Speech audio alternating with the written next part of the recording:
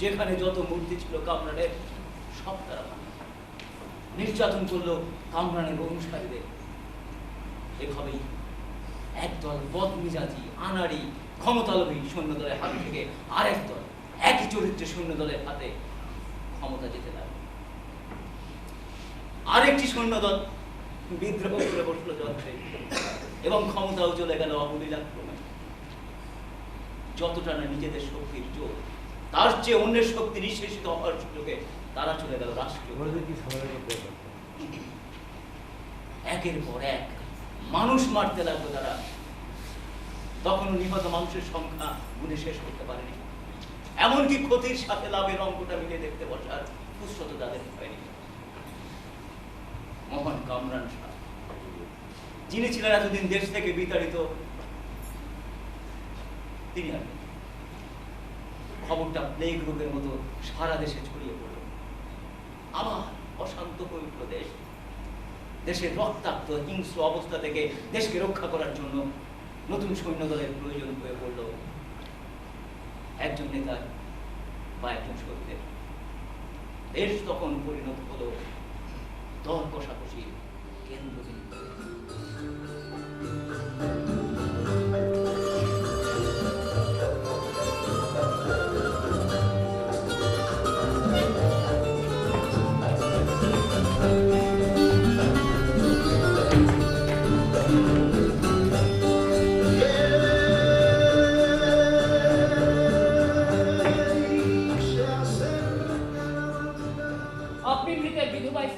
সন্তানের মা, সিদ্ধান্ত আপনার মাননীয়। তুমি তো কামরান শাহকে অনুসরণ করেছো খুব কাছ থেকে। What do you think, Shamsher? আমাকে যদি জিজ্ঞেস করেন তাহলে বলবো দেশ থেকে যারা এসেছে তাদেরকে বলুন দেশে ফিরে যেতে। লাশ নিয়ে মিছিল করার সুযোগ না।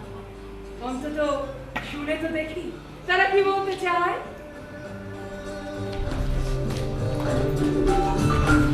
What does she want here? আগে শুনে তো দেখি কি বলতে চায়।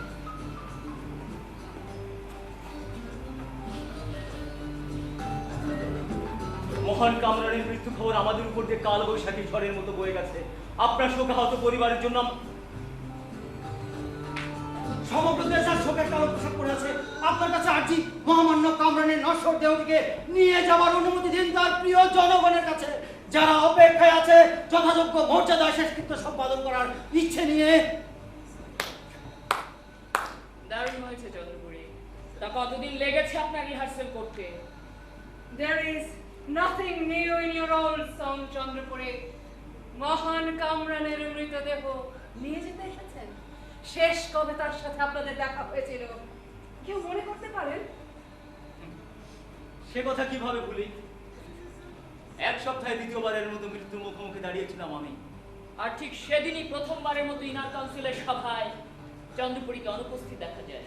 হ্যাঁ, আমরা দুজনেই মৃত্যুর মুখ থেকে ফিরেছিলাম। আজ তারই জন্য শোক প্রকাশ করছি, যিনি আমাদের পাঠিয়েছিলেন মৃত্যুর মুখে। হে প্রাসাদের বাইরে অপেক্ষমান এক বিশাল জনতা, 3 দিন 3 রাত ধরে তারা ঠায় দাঁড়িয়ে আছে শেষ শ্রদ্ধা জানাতে একজন মহামানবের প্রতি, যে মহামানব আপনাদের কাছে একটি মৃতদেহ মাত্র। সেই মৃতদেহটিও তুলে নিয়ে ছুড়ে দিতে চান একদল শকুনের মাঝে। মহান কামরানের ইচ্ছা অনুসারে তার ইচ্ছা ছিল যে আমরা তার মৃতদেহটিকে সংরক্ষিত করে আমাদের পূর্বপুরুষের পাশে শুয়ে রাখবো। তার তো আরো অনেক ইচ্ছে ছিল। তার তো এও ইচ্ছে ছিল যে তার মৃত্যু হবে তার জন্মভূমিতে, and he will be surrounded by all his children in his deathbed. Yes, Halima, all of them, yours and mine too. Clear? তার মানে আপনি জানতেন? অবশ্যই আমি জানতাম। আর হালিমা, আমিও জানি মহান কামরানের এরকম আরো অনেক ইচ্ছে ছিল, অনেক অপূর্ণ ইচ্ছে, যার কোনো মূল্যই এখন নেই।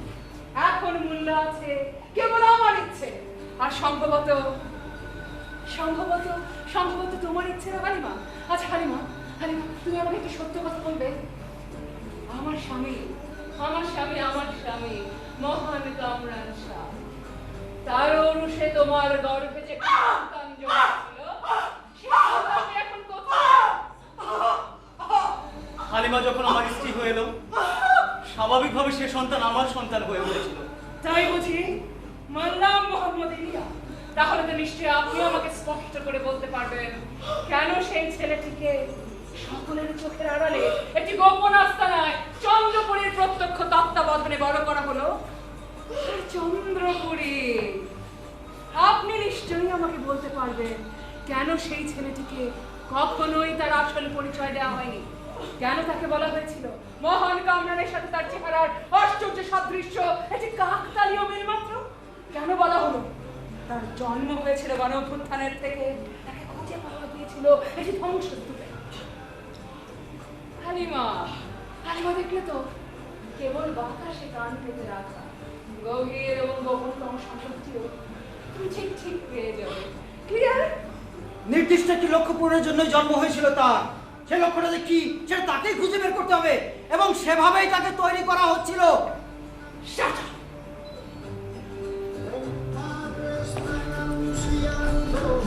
Shut up! সব বস্তা পচা মুখস্থ বলে অনেক শুনেছি আমি। কিন্তু হালিমা, হালিমা, হালিমা, তোমার মনে কথাটা তো আমার এখনো জানা হলো না। কামরানের সাথে যারা মৃত্যুবরণ করেছে তাদের বিধবা পত্নীদের হয়ে আমি আপনার কাছে অনুরোধ করছি, তাকে ফিরে যেতে দিন নিজ দেশে। সেই সাথে আপনিও চলুন তাদের সাথে, আপনার সন্তানদের নিয়ে, যাতে করে তারা তাদের সত্যিকারের পিতৃভূমিতে ফিরে যেতে পারে। Enough of this nonsense. I know the end of this story, though I do not agree with it all. Halima, Halima, তুমি, আমি, আমরা সবাই, শমশের, তুমিও, চন্দ্রপুরী, ইলিয়া, সবাই সবাই আমরা রাজনৈতিক খেলার পুতুল মতো। কামরানের সাথে আমার বিয়েটা ছিল একটি পূর্ব পরিকল্পিত রাজনৈতিক উদ্দেশ্য হাসিলের খেলার অংশ, যার উপর আমার বিন্দুমাত্র নিয়ন্ত্রণ ছিল না।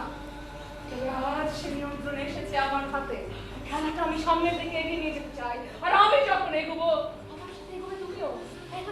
তুমিও। শমশের, বলুন মাননীয়া। আমি সিদ্ধান্ত নিয়ে ফেলেছি মহান কামরানের মৃতদেহ যাবে তার দেশে। সেখানে তার দেশের মানুষ তার মৃতদেহটিকে নিয়ে পুজো করবে, মামি করে রাখবে, কবর দেবে, অথবা অথবা শকুনের মতো খুঁটে খুঁটে তাকে খেয়ে ফেলবে। যা ইচ্ছে হয় তাদের তাই তারা করবে।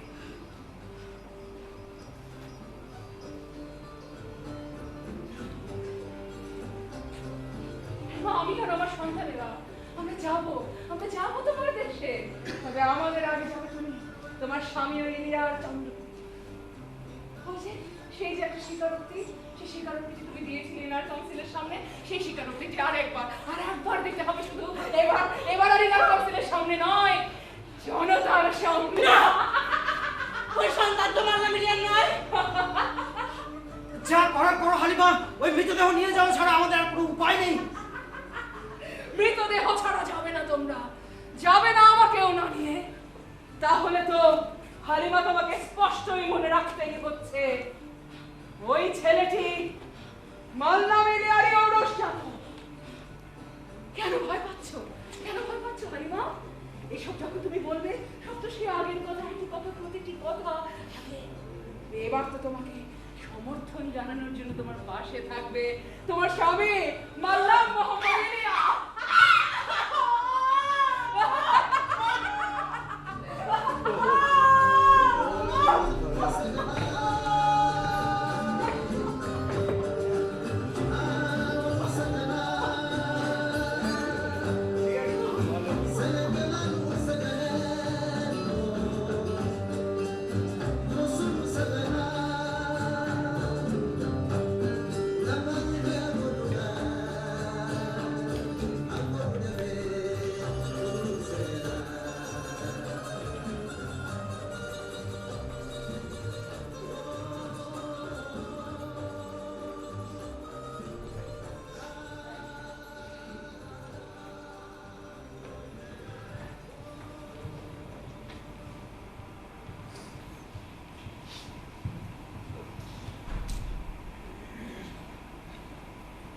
গর্ভে ছিল সন্তান,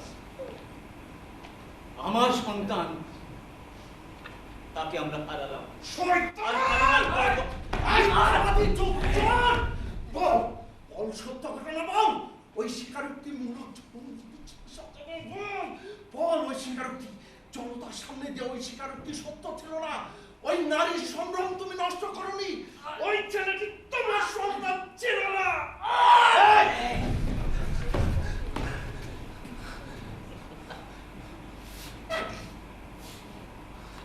এ পর্যন্ত আমি অনেক বলেছি, এখন তোমার বলার পালা। কে কে তুমি?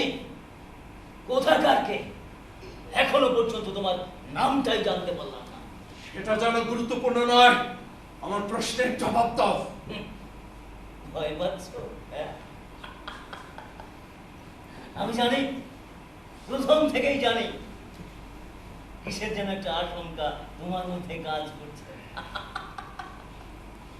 ক্ষমতার গতি যারা উল্টে দিতে চায় তারা এমন ছোটখাটো ট্রায়ালের পিছনে এতটা সময় নষ্ট করে না। আর বিপ্লবের প্রথম দিকে এটা একেবারেই অস্বাভাবিক। বলো যুবক, বলো, আমাকে বলো, কিসের ভয় তোমার? হ্যাঁ, এই বৃদ্ধের অভিজ্ঞতা থেকে কিছু একটা পেলেও পেয়ে যেতে পারো। চুপ করো বলছি, একদম চুপ। এই কুসুম খালাস পর একটাই শেষ সুযোগ আমি তোমাকে দিচ্ছি রিয়া। আমরা তোমার সেই স্বীকারোক্তি ঘটনাটি আবার মঞ্চস্থ করতে আছি, ঠিক যেমনটা আমি দেখেছিলাম। সেই জনতার মধ্যে আমিও ছিলাম একজন, যদিও অন্য 10টা মুখের মতোই ছিলাম ভিড়ের অংশ মাত্র। সবটুকুই আমার মনে আছে, প্রতিটি শব্দ।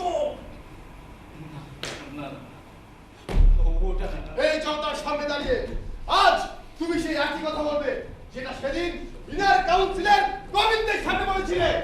তবে সাধারণ জনগণের প্রতি তোমার কর্তব্যের বিষয়টি মাথায় রেখে দিয়া তুমি চাইলে বদলাতে পারো তোমার স্বীকারোক্তি। মনে রেখে লিয়া, যদি তুমি একটা ভিন্ন কিছু বলো তাহলে যে নারী তোমার পক্ষে স্বীকারোক্তি দিয়েছিল এবং যন্ত্র করে যে সাক্ষ্য দিয়েছিল তাদেরকে মিথ্যাবাদী প্রমাণ করবে তুমি। আর মিথ্যা সাক্ষ্য দেওয়ার পরে কাট করা দেওয়া তবে তাদের।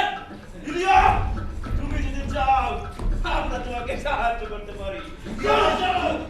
ইনার কাউন্সিলর প্রবীণদের সাথে তোমার কথা হয়েছে কি হয়নি?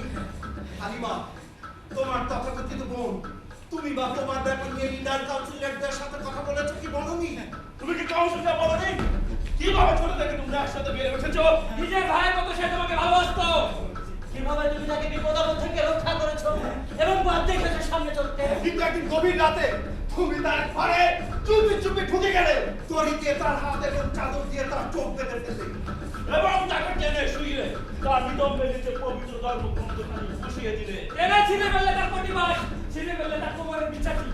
এতটাই হিংস্রভাবে যে পিঠাটির ছোট ছোট পুঁতিগুলো ঘরময় ছড়িয়ে ছিটিয়ে পড়লো। তারপর বল প্রয়োগে তুমি তার অবরুদ্ধ পদযুগকে উন্মুক্ত করে ঝাঁপিয়ে পড়েছো এবং তার দুই সঙ্গীর মাঝে সহজ কথা, মোল্লা মোহাম্মদ ইলিয়া, তুমি হালিমাকে ধর্ষণ করেছো, ঠিক করোনি?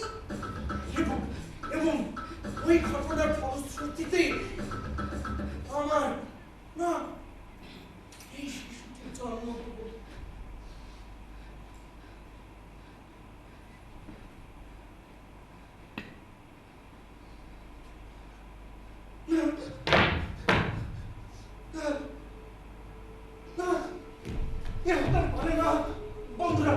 বন্ধুরা, এসব সত্য নয়। ওই স্বীকারোক্তি জনতার সামনে দিয়ে ওই স্বীকারোক্তি সত্য ছিল না। এ হতে পারে না। হ্যাঁ,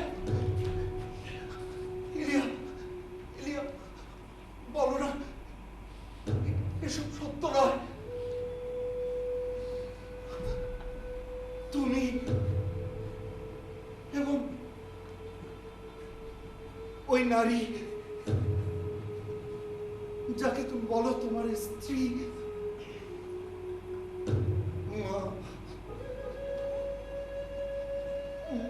মা গো, মা,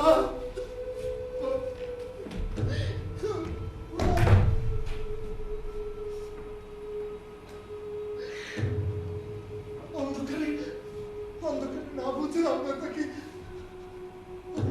মেরে ফেলেছি।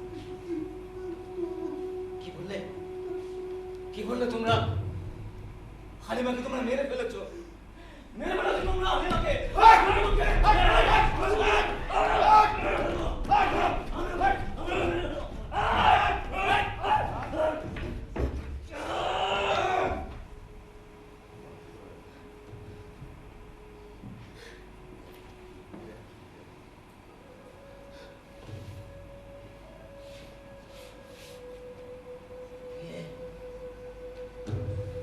কে তুমি?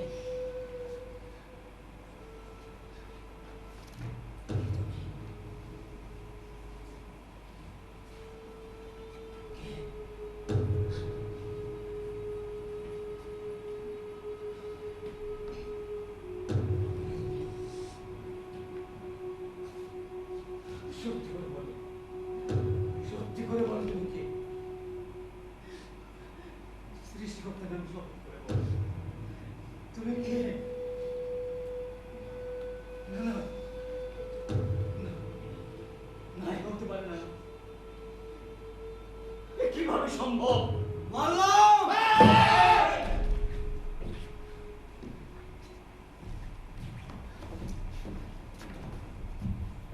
এই সেই ছেলে। মারওয়ান, বিশ্বাসঘাতক! আমার সাথে, তোমার দেশবাসীর সাথে, তোমার পূর্বপুরুষের আত্মার সাথে প্রতারণা করেছ। এ ছিল অভিশাপ, কামরানের উপর আব্বাসের অভিশাপ, যা এসে পড়েছে তার ছেলের মাথার উপর। কাপুরুষ, তোমার বিপ্লবের অপমৃত্যু হয়েছে। যখন তুমি এদের নিয়ে তুচ্ছ নাটক করছিলে, তখন প্রতি বিপ্লবীরা রাতের আধারে আক্রমণ শুরু করে। আমার বিশ্বস্ত লোকামীরা হয়তো এতক্ষণে ধরা পড়েছে, নয়তো তাদেরকে মেরে ফেলা হয়েছে। পালাও, পালাও সকলে, পালাও, পালাও, পালাও, পালাও।